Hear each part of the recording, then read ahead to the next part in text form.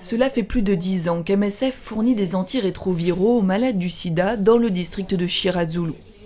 Les équipes ont peu à peu mis en place un système qui permet de dépister et de traiter les malades à l'échelle du district. MSF s'apprête à transférer un maximum d'activités au ministère de la Santé. Mais avant cela, les équipes veulent connaître l'impact de leur action et doivent pour cela mesurer l'incidence.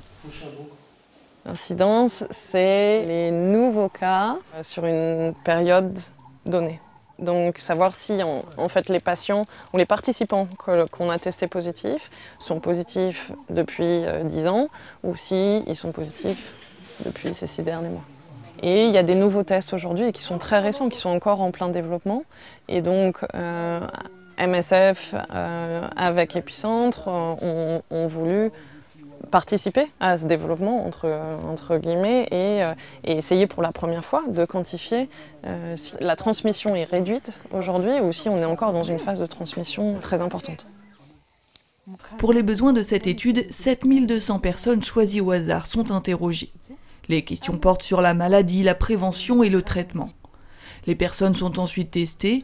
Un premier test permet de détecter la présence ou non du VIH. Le deuxième, l'état de santé des personnes séropositives et l'impact des traitements. Le troisième test permettra de savoir depuis quand la personne est porteuse du VIH.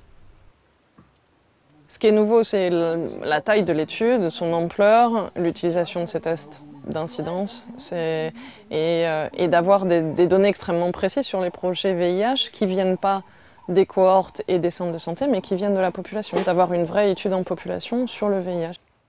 Les milliers de données collectées sont compilées et analysées.